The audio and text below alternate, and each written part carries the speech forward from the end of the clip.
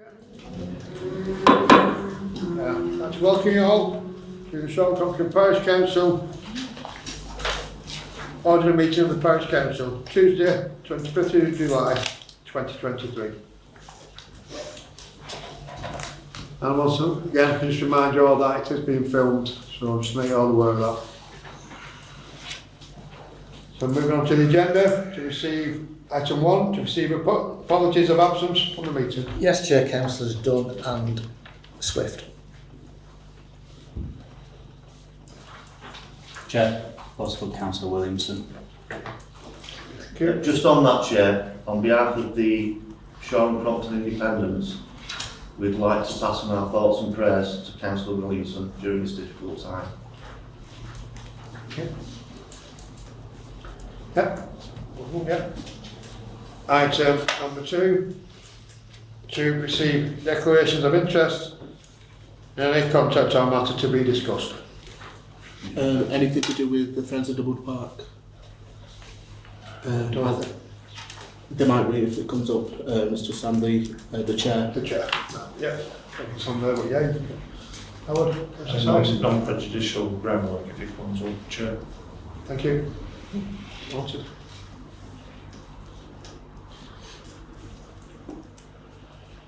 Item number 3, to approve with the correct record of minutes for the 22nd, meeting the 22nd of June 2023. Have you had a chance to... Can I please make an amendment? It states that I was present at the last meeting and Clearly you weren't. I wasn't. You were here in Solway. We amended amendments? South Africa. Yeah. Just on that, Chair, the Councillor Beeston appears twice as being present and also absent. Right. Councillor Happy to approve the Yeah, we'll proposal. approve that. Thank Yeah. you. Thank you for noting that. Thank you. Have we anything else? Any more amendments or bits? Have we got a proposal on that? To approve them? Go a second. All in favour? Okay, yeah, thank you.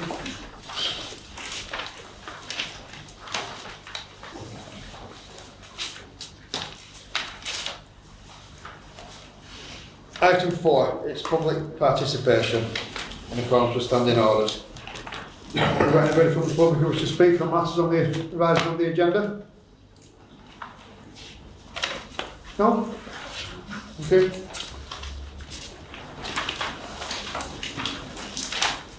Item 5 is the clerk's report, which we went through on the resources committee, so we've recommended that the full council approve this. As Chair of the Resources Committee, I'm satisfied with the explanation given. Yes. All okay? Can we have a proposal on that, please? Opposed? Second. All in favour? Thank you very much. And item 6. The Business and Commerce Committee budget. To consider the attached budget recommendation for 23-24.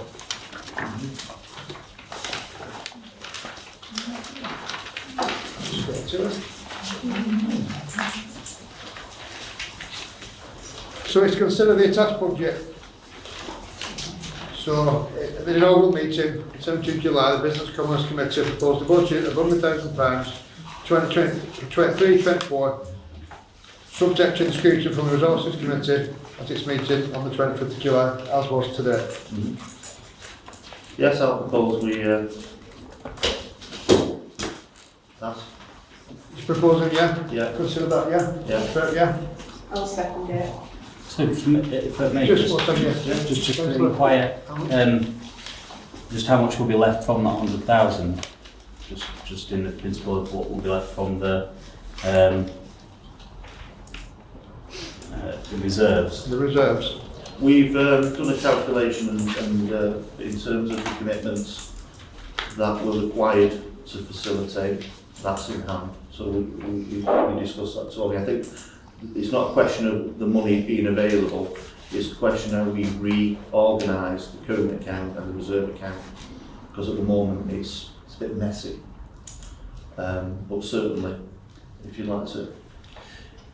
Yeah, if I may, through you, Chair, then in terms of the detail, and to answer Councillor Hamblett's question,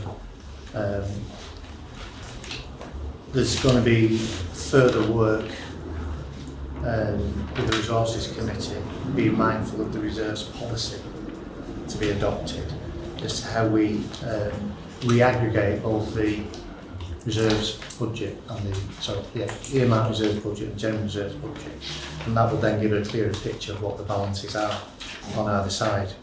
So once we've completed that piece of work, we'll be able to give you definitive figures on what the balances are. Okay. But we need to complete that exercise first. Okay. This is an in principle proposal to adopt a budget subject to further scrutiny to the Resources Committee themselves. Okay. No, I just wanted to know what will be left in. But thank you. Well, Appreciate it. unfortunately, we've not put, it's not quite got to that where the exact figure is there yet. Yes, I might, but that will be available once everything. So this is an, in principle, recommendation for approval. Subject to available funding. Yeah. So I'll propose that. You've got a second? I'll second that. All in favour? Those against?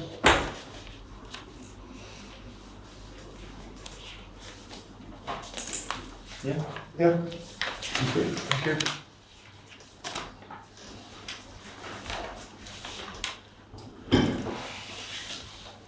Item 7, payment schedule.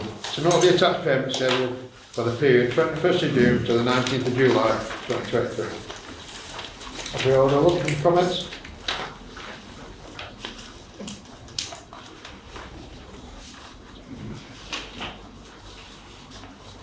Just quite self-explanatory there. Noted. Happy to approve? Just for noting. For noted. Yeah, sorry, Chair, it's for noting, Right. because obviously these payments have already been made. All right, so yeah, apologies. And just a reminder for members, Council previously agreed that the payment schedule are for non-recurring or one-off costs, because the recurring costs are reported and scrutinised through the Resources Committee. So that's the position that Council had adopted previously regarding this particular item in this meeting. So the 3 transactions there are non-recurring really. That's why it looks the way it is. Yeah, so happy to know that then. Yeah, all noted. Thank you. All in favour? Okay.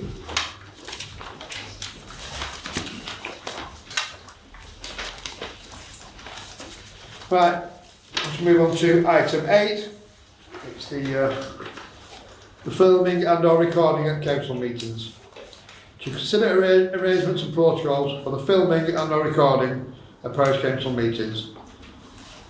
So we've got a draft there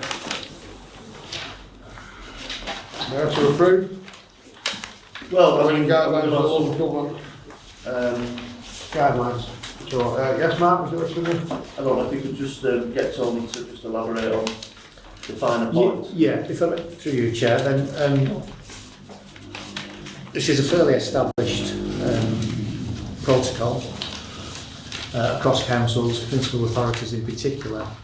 It's the first time it's been considered by the parish council. Members of the public and the press have every right to record and report on meetings as they happen.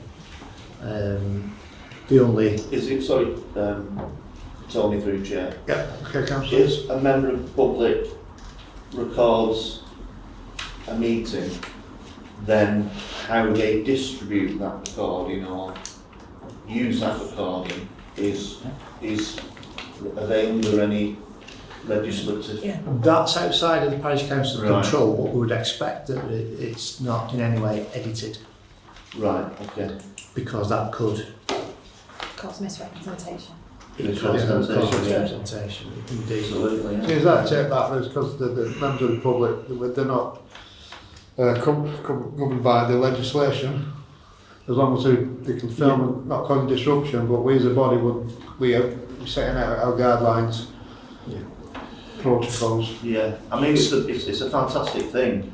Yeah. I think it shines a light in terms of local governance is what we want, and also it advertises again what the mechanisms and what we can do and who we are. So I think that's absolutely brilliant. But I do think obviously we do need some sort of framework, and how we take that forward as a council, whether it be live streaming, it's one option. I just want to make sure if we do, we're not tying ourselves in at the moment.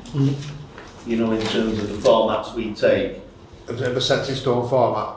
Yeah, you know, Yeah. and then obviously there's concerns you said regarding GDPR.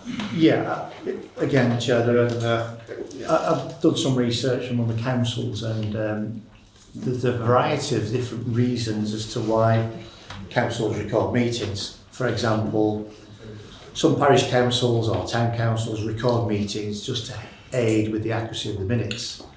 In other words, the clerk would play back any recording, whether it be audio or visual, to help accurately record the minutes, which then subsequently are approved.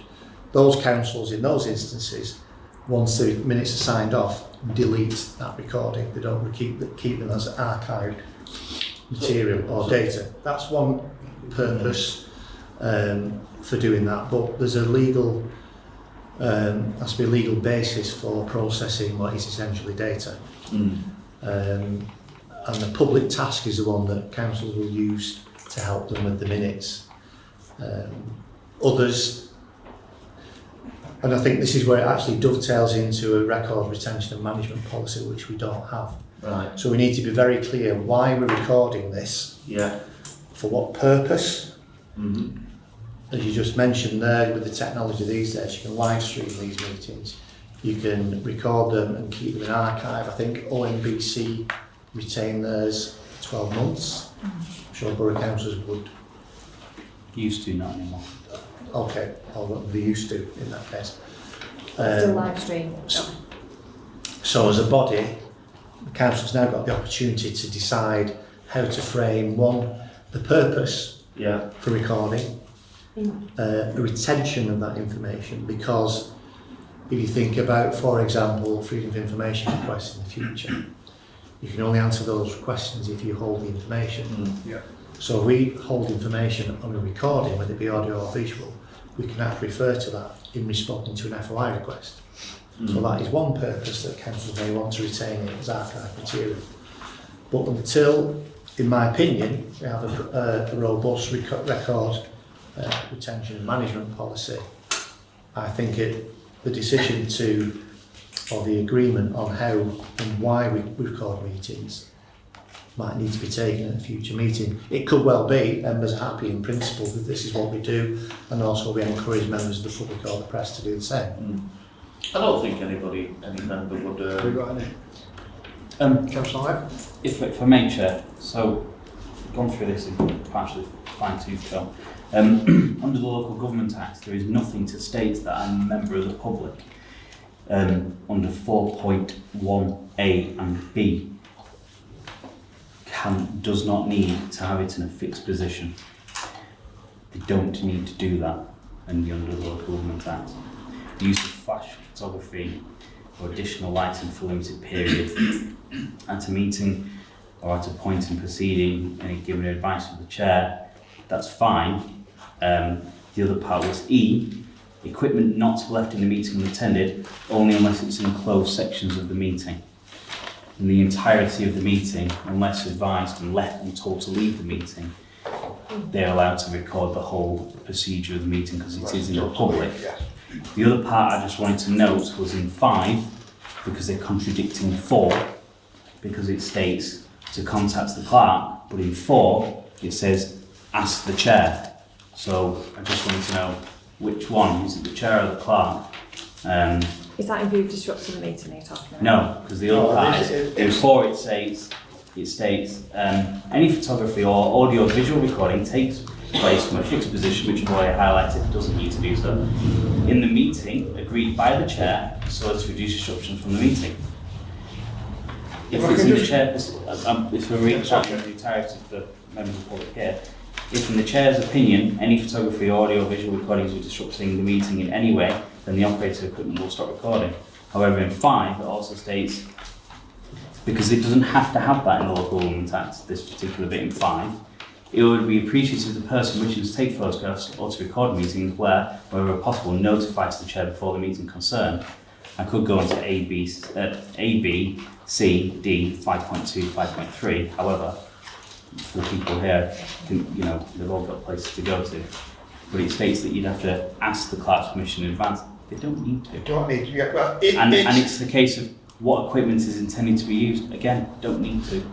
And I just think this particular bit in 5, there's nothing under any law of the land that states you don't need to tell anybody or give any permission to film a public meeting. Some of it sort of lands under courtesy. Hey, you can have courtesy, you can say you're going to come in and film, but you Going back to the I'm just stating that this particular the bit. 4A, the fixed position, and I can see why that's in there, because we're limited by space, and the fact if it's in a fixed position, it's less disruptive. I can understand that, Chair. I'm just stating that there's nothing, no rule in the law. If challenged, if legally challenged, you'd lose quite quickly. That's what I'm stating. Chair, I don't think we've done to them sort of. I think, like I say, it's more of a courtesy thing. Okay. I think if we're open, if the council are openly recording and advertising the facts and streaming it to whatever method, I would find it very bizarre for somebody actually to be secretly recording it in any event. So, but I thank Councillor Hamblett for his scrutiny, because, like I say, it's a new thing, isn't it? It is stated as guidelines, it's not. So, Chair, can I just add something, please? yes, Councillor. I'm looking at 4G. 4G, top of the page, 1428. Anything that's been recorded that may show ridicule or show lack of respect, which I think has been done in the past. It's out of control. It's out of the No, it council's has. control. I know, but it's out of the council's control. Yeah, I know. It happens up Unfortunately, and but down it's the on world. here, that's why I voiced it. No, I appreciate that, Councillor. Yeah. Yeah, Yeah, it's just it's, up and down the country and it happens. Yeah, I know it does, unfortunately. Well, I think if somebody produces a video that misrepresents or potentially libels somebody or whatever, then that's a matter for challenging in the courts, isn't it? We can't stop people recording. Like I say, we advocate it, aren't we?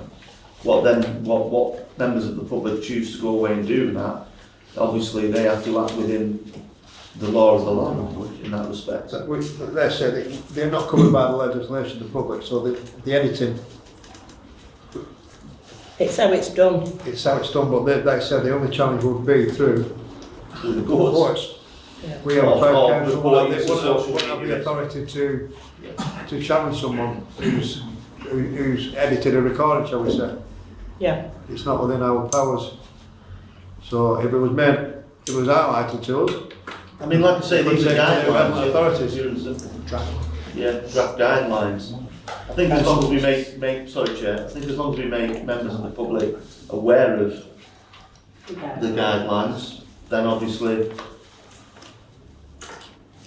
whether they choose. oh, sorry, Councillor Hince. My question was just about, in respect of people who attend this meeting from the public who want to ask a question but don't want to be recorded for that question. I'm happy for transparency and for this to be recorded and for people to know what's going on here, but what I don't want to do is put a member of the public off coming here to ask a question that they want to ask without it being recorded. So that's just my concern. As I see that, that's why I announced that it is being recorded, and as I see it, in correcting this, that if you are attending in the gallery, you are agreeing to be filmed, recorded or videoed by your attendance in the gallery, and if you're not happy, that's why I said if you're not happy with that you may be better off leaving. It's just how it goes with doing it. Yes, only different. I mean, there are, again, having done some research among other councils and looked in some of the legislative framework, members of the public, in some instances, are asked to give a written consent that they can be recorded, and that could be visual because overall this is classed as data. And you have to have a legal basis for processing somebody's data, which can be a name, picture, contact details. One of the issues with that is a member of the public could give consent to be recorded and then they can withdraw that consent later on. So there are some intricacies with this. So as an organisation, we just need to be clear which stance we're adopting when we're promoting and agreeing to the recording. As I said at the outset, Chair, what's the basis for doing it and are we complying with all the legislation? In terms of recording by members of the public, that's subject to legislation as well, particularly Human Rights Act, UK, GDPR, data protection and laws of libel and defamation. So when the council agrees to adopt protocols and procedures, we just need to be very clear that we are mindful of any legal implications of breaching those codes of practice. So there's quite a lot, as you can imagine, this is quite a big topic, but it's not insurmountable because this happens up and down the country. I just think we need to be very clear why we're doing it and also have another policy in terms of record retention. So for my money then, on this, we need to be 100% on the purpose of. So, on Councillor Sykes. Thank you. There's three different things here, and I think sometimes we mix them up. So the data retention policy, for me, goes hand in glove with this, and you'd be silly to adopt this if you haven't sorted that out. Then there's two other things. There's one, a set of guidelines, or whatever you want to call it. And then there's the two, are we, because I'm unsure from this paper, are we, as in the council, agreeing to record, live stream or whatever? And I think that needs to be separated from this paper, because that's what the council does. It's different than what the public or somebody else might do. So for me, so it gets less complicated. I'd do three different papers. The pros and cons of the council doing it and how it does it and whatever. A shorter, stripped down thing. Because I just, Oldham Council's not good at using few words, but it uses a lot less words of this on the front of all its agendas about it. About how you'd expect anybody in here to do it, and you can only expect them to do things, what they do with it when they go out with no control over it. And then the third thing is the data handling. So I think it's a good first step. And we need to give it a bit more thought, but my suggestion would be to split it into 3 bite-sized chunks, but they all, I suppose the council decision to do it, the ins and outs of having a protocol, and then the data retention stuff. I mean, we've traditionally always had clerks recording the meetings here, but it's always been as an aid memoir for the minutes, and as soon as the minutes are done, they destroy the recording. The recording is only available for the clerk in order to do those minutes and whatever. And I think that's a very sensible thing. But that's what I think, Chair. There's some good points in here, there's bits that don't quite jar. I'd split it into 3 and whether if we had another run at it with the other 2 things and separated them out, it would make more sense and be less complicated. Yeah, thank you for your comments, Chair. Comments? So, I take on board what Councillor Sykes has said, and I agree with him. I think it's a very complex issue to try and fit in one box, isn't it? Yeah. So obviously, I'm of a mind, my view is obviously, at some point, we want to be, the council itself wants to be broadcasting itself. And then, so that's obviously one aspect to it, and then obviously the other aspect, again, is in terms of other people. So, taking from that then, are we saying that we want to review what's been put forward today and add to it, take away from it, try and concise it a bit more? I think get this Sorry, legislation. Chair. I think the direction that Councillor Sykes has intimated is a good one. And I think they're, you know, the focus points we need to do, so it's separate pieces of work in that respect, isn't it? If it's helpful, Chair, if I'm going to move that we split this into 3 chunks, because that will help the clerk then in terms, so whether he brings all 3 back at once, or one as he does them, and then we do that, and the other 2 to follow, it becomes a more manageable piece of work then, I think. So I formally move that if it's got support. Yeah, I'm happy for that. Yeah. Before we move on, Chair, can I just check the wording for accuracy purposes, that we condense this into, first of all, what the pros and cons are with regards to the council being the recorders of meeting. I think, Yeah. it's only through, Chair. I think that the immediate thing is the public recording, because that's happening. But what control we've got of the Well, it's not much a control, but it's a code of conduct, isn't it? In a sense. And I think if you, as a council, if we lay out reasonable behaviours, yeah, that sets that marker, doesn't it? That is our term. That's what we expect. If people choose not to do that, if they're being disruptive, then we can stop that. yeah. So the other one is the fact that it's the people being recorded. If they don't want to be, do some sort of register at meetings. They sign a register. In terms of, Are we just taking it as the fact that they're agreeing? sorry, Chair. In terms of people being actually recorded when we go through the council one, when we set up our stream, say, we don't have to record members of the public, do we? No, they could The make some- void can be heard, but we could have in our policy that we do not record members of the audience, or the members of the public rather. As a council, Yes, we because could be that's focusing on not that. recording anybody. Yeah. Yeah, but you can vocally record them. Yes. Yeah, but It's- it's not Down by the showing the same laws, face. though, isn't it? The voice Yeah, and you and could everything. identify themselves in person by the. Well, somebody else could speak on their behalf, couldn't they, if they wanted? I don't know. I don't think we need to get into the nitty-gritty of that now. Sorry, Chair, but if I may, I'm just trying to bring this back in. So, Back to this. to me, that fits in with the pros and cons of the council recording meetings, understanding. Well, can we? Yeah, it's not pros and cons. I think we I all was using your want words, to. Councillor Sykes. It's how you get from here to there. It's because we all want to do this. Establishing the right path, really. Yeah, so it's not pros and cons, it's how we do it in the best way possible, and then you don't have to do any of the cons side of it, you just need to address the things.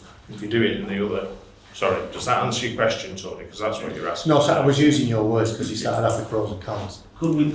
Well, that's what this does, it does pros and cons and mixes it all up, that's why I split them into 3. How does the council do it? General set of guidelines for the public, data retention policy. Right.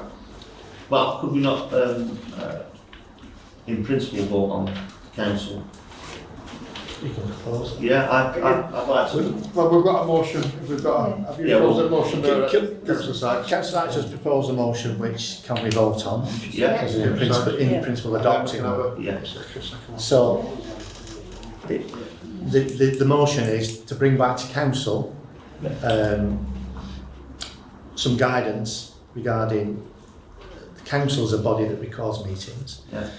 guidelines and protocols for public or the press recording the meetings, and how the data retention policy fits in with what we adopt. Is that fair? Would you say? Yeah. Yeah. Happy Okay. with that wording? So Councillor that's Sykes? Yes. that'll be the motion for members to vote on. So I'll second that then. Second, yeah. Can we, all in favour? Thank you. Thank you very much. And we've got a I'd like to Council propose that we agree in principle. The council will be recording and streaming meetings. once we've got all our protocols. Well, obviously, in place. yes, yeah. Yeah. But in principle is Yeah. the word in principle. Second that. Yeah, all in favour? Thank you. Oh.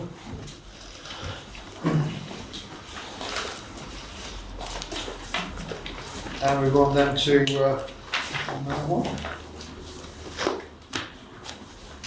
Item 9. To consider and adopt the minutes of committees and following committee meetings, starting with the Business and Commerce, 17th of July 2023. Are we all okay with that? Have we got a proposal on that? Any comments or? If I may, Chair, just on these, just for members' benefit, the individual committees approve and sign off minutes, and I'm conscious that the Business and Commerce Committee hasn't yet met to approve these, but this has been the approach that Council's taken for some time in order to bring to attention to members what's happening in committees. And whilst I appreciate that being asked to adopt the minutes, they may be subject to further amendments. And in the past, when that's been the case, we've brought the amended version back to Council as sort of ratification. So at this point in time, these minutes attached at this item are for adopting, but if there are any changes when it gets to the parent committee, they will then be brought back as amended minutes. Just want to make sure that... I think that's a sensible way of doing it. I just wonder if on the minutes we could make it clear that these are draft. It doesn't say it on it anywhere. Okay, yeah. Because there's a number, because you could actually have minutes here that have been approved by the committee. And you do need to differentiate one from the other, and I just wonder whether that's something we could just make it a bit clearer that to help everybody.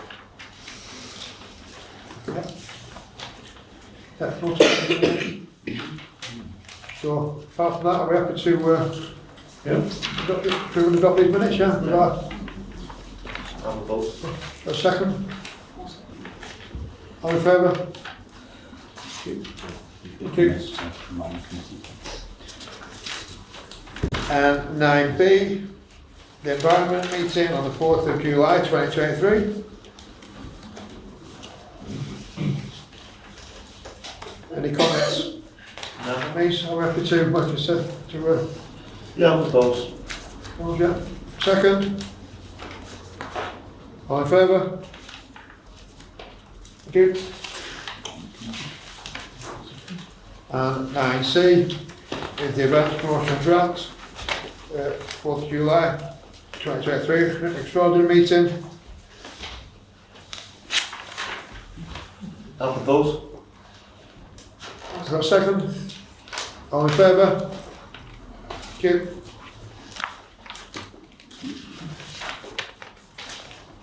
And 9D, the planning for the 7th of June 2023. Again, are we happy? All those on the planning committee, can we have, yeah? Suppose we've got a second. All in favour? Thank you. Sorry, I didn't see it. And 9E, the resources, 20th of June 2023. I propose. Got a second? All in favour? Thank you. Thank you.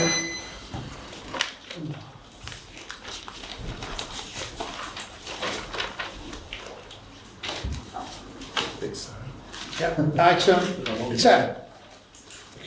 Consider verbal reports from, first of all, the council. So I'd just like to say that I'm in the process of organising the civic reception for the chair. A date provisionally booked for the 10th of September 2023 with service at hopefully procession from the parish rooms to St James's Church, service in the church there and refreshments in the church rooms afterwards. I'm meeting with Reverend Katie next Thursday to get through the finer details. So I just want to let you know that's where we're at with that. Thank you. Any of the borough councillors have got reports? No? No parish council residents from outside bodies? Just one thing, Chair, and it's probably a question for Councillor Sykes. As a parish council representative on the A.B. Davis charity, I just wondered what your meeting schedule was. How does it work? Right, it's as and when determined by business when it needs to meet. So there's no So usually quarterly if it needs to. Well, meetings get cancelled if there's no business to transact. So there's no business. So you would inform the parish council then for Sorry, through you, Chair. Sorry, Councillor Sykes. So there's no formal framework of meetings, it's just ad hoc and... Yeah, it's driven by the application. Right, so an application, just from that, so I understand the process. So an application comes in and then you bring the trustees together, or It depends whether it's an urgent application or it's not urgent. So if it's not urgent, it can wait till the trustees meeting is organised, and if it's urgent, it can be done under delegated powers to approve it. do you have this in writing? Your process and procedures? Yeah. You couldn't send me a copy, could you? Well, I can just ask the officer that you've already emailed about it to supply to you. Well, I'm a bit busy looking at the stuff at the moment. okay, we'll just cut that at that then. We're all happy then, yeah? Yes. You can find the information out now. So, any bill report from Clerk, Tony? No, Chair. Thank you. So, item number 11 is the amended calendar of meetings 23-24. Approve the amended calendar of meetings which include dates for the recently established Business and Commerce Committee. Yes, so just quickly on that, it's customary that the calendar of meetings is approved by council. And given the establishment of the Business and Commerce Committee, I just wanted to bring it to the attention of all members that there is a date currently that wasn't there when council originally approved the calendar in January. So it's more of a courtesy thing, but obviously council approved to adopt any amendments to the calendar of meetings when it's something as principal or fundamental as this. So that's the reason why this is on the agenda. Well, like I say, it's an ever-growing calendar because Well, we're having another meeting, so... It doesn't mean to say that future business and commerce has to keep coming back here, it's just with it being new, We have to adopt it. and it's just adopting the fact yeah, that got that, acknowledging the establishment of the committee and that it has meetings. Mm-hmm. yeah. Yes, are we okay? So, can I just ask if they're not scheduled meetings of the Business and Commerce Committee? Well, we set the first meeting date at that meeting, Yeah. and then we'll take that meeting, And then at the 15th, you'll agree the rest of the them. rest of the Yeah. dates. Potentially. It's as a meeting calendar's getting quite full at the moment, and there's quite a lot of holidays, and it's start the holiday season from the meeting, so we thought we'd just take that meeting now, and then we can agree further I think, dates, which will sorry. be noted in plenty of time. Yeah. Sorry, Chair, I think just to respond to Councillor Sykes, it's rather like the ABD Davis charity. We'll meet when required, but obviously give the appropriate time frame for notice. Okay, yeah. So have we got a proposal to approve that? All in favour? Thank you. Item 12, it's a motion to council from Councillor Hamblett. Is to consider purchasing an appropriate automated external defibrillator and to fit to the council building. See attached. So, would you like to speak on this, sir? Thank you, Chair. Councillor I would Hamblett? indeed. As a coronary cardiac patient myself, I do have a personal vested interest in this, I suppose. And as somebody who unfortunately has had to receive treatment from an AED as well, I suppose, I could also say I have a personal vested interest in this. Defibrillators are needed quite heavily, particularly in areas like ourselves, and it's only until recently that Oldham Council has finally decided to stick its head from the parapet and sort itself out when it comes to redrafting its policies on buildings, but we have a chance to actually sort one out here because we're not under that auspice. However, we need to close the gaps when it comes to emergency life-saving treatments, particularly in areas that don't particularly have high acuity of North West ambulance requirements, because we did have one. And I think obviously if we can help to save somebody's life, particularly within that golden hour, then I think is greatly needed. And I think obviously for those who do know, particularly Councillor Sarah Hince would absolutely testify that, you know, these things are absolute lifesavers and they're golden, and for those who do receive them are highly likely to survive even by the time they get to hospital, and therefore they are you know, likely to survive even longer rather than if they don't. So I would like to commend this to Council, and hopefully we get the right answer, but I'll let my colleague Councillor Penketh come in as a seconder.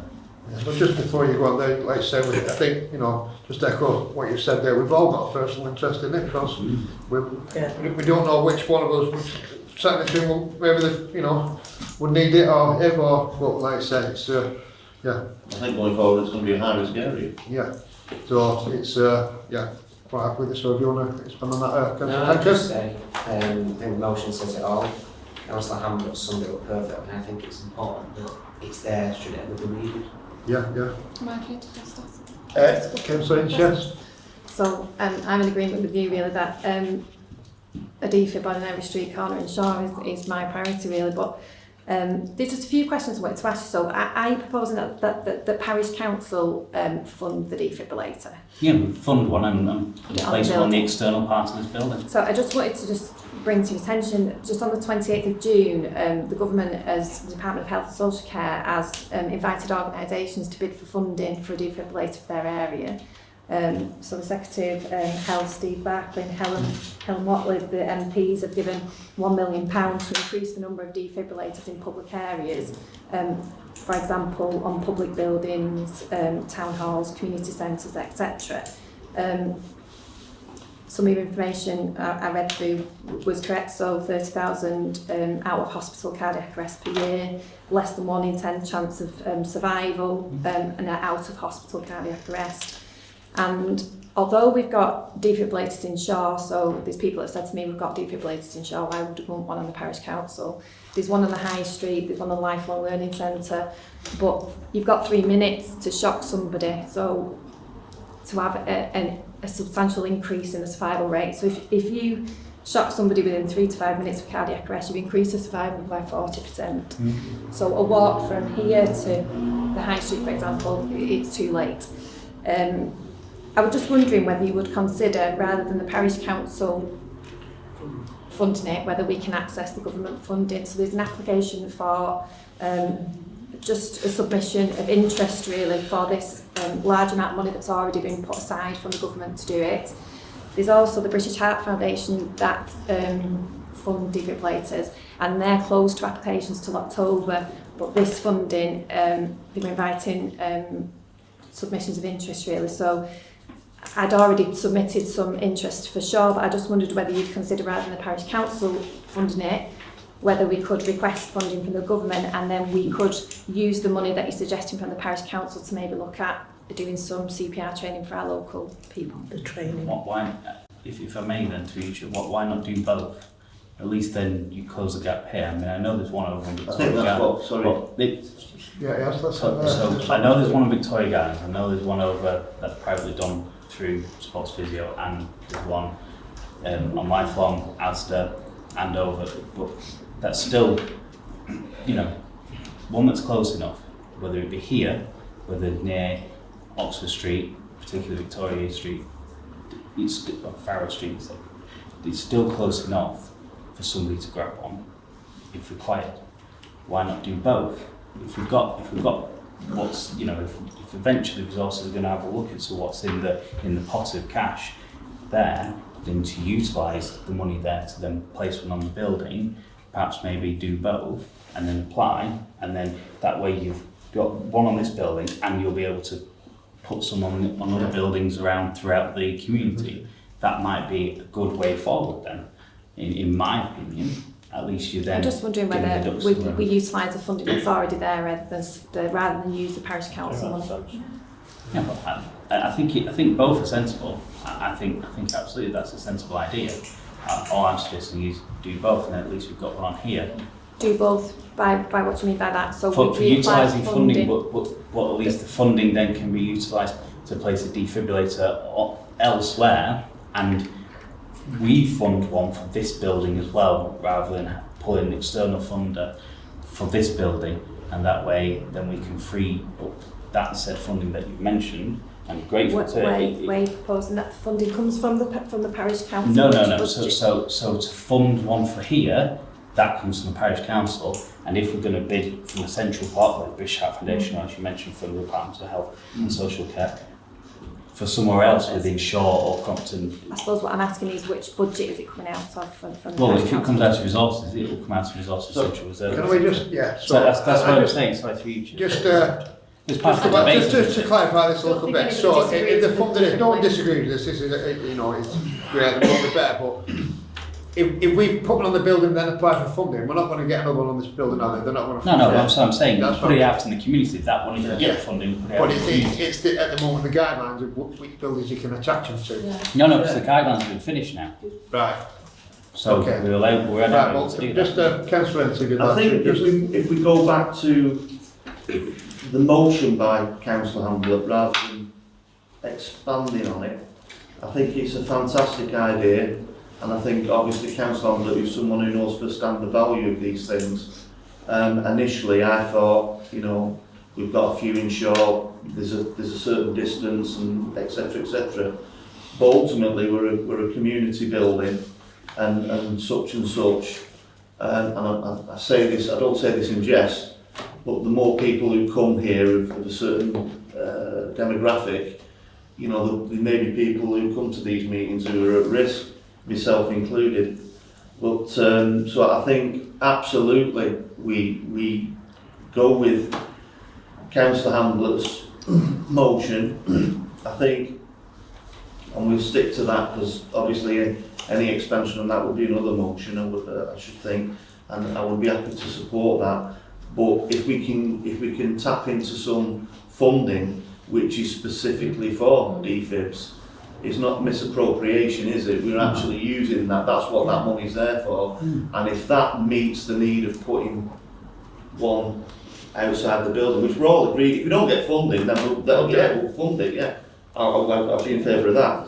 But just to stick to the terms of reference, yes, Councillor Hamblett's motion speaks for itself, and like I said, we can get it funded through appropriate designated resources, that's fine. If not, then we'll do it through council. So I just think at this moment in time to start generalising and say, well, we'll get this and put one there and one everywhere. So go back to this motion then. The motion is, are we including the motion then, that the fact that we're going to apply for funding to run alongside this motion? And we'll put a caveat in. The if caveat we can't get if funding, funding then is we'll refused, fund which it. I don't think it would be, that we would fund from Funny how much we funded to get one on the building. Yeah, absolutely. Yeah, then we had this, everybody's 100% agrees with you, Councillor Hamblett. It's a great motion. Yeah, Thank you very much. and Do you need to vote on it? so I think that's the proposal we want to put through from the motion Second, there, yeah, is that we, what Councillor Hamlett's put there, and then the funding as in, and have we got, we take the funding forward, do we apply for that through the clerk, or I do think, we? sorry, Councillor Hince, are you prepared to look at that? I can do that with yourself if you want Are to. you happy to work together on that on the funding, yeah? So if we can sort of get them, the motion in a proper word in there, that is to, the proposed, If I may, do you want me to? yeah, so to Paraphrase. yeah. if you don't First mind. of all, I believe the motion is that we adopt Councillor Hamblett's motion to purchase a DFIB to be secured to the building. In terms of funding that, there'd be an application for the government grant funding jointly led by Councillors Sarah Hince and of Hamblett, and that the Resources Committee consider Yes, absolutely, yeah. opportunities to find out of a revenue budget or reserves budget sufficient funding for a defibrillator. Yes. And the decision could be taken that that could be further out in the community if we have more than one. Sorry, if that's not the right wording, please.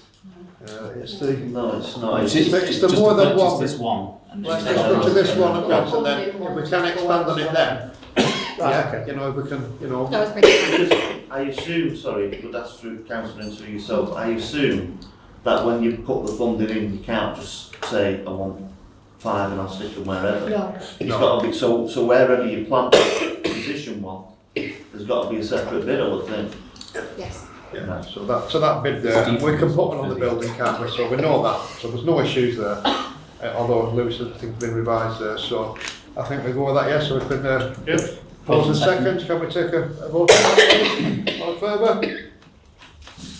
Yeah, thank you very much for that. Sorry about this, I've got a coughing fit. You don't need a deep do you? No. No, That's terrible. so if you're going to do, just stand on a while. He said, when you start, you can't stop. So, right, okay. I'm going to item 13, it's the dates and times of the future meetings, the next one being Tuesday, 7 PM on the 26th September. Yeah, okay with that? Thanks for coming on, meeting closed. Thank you.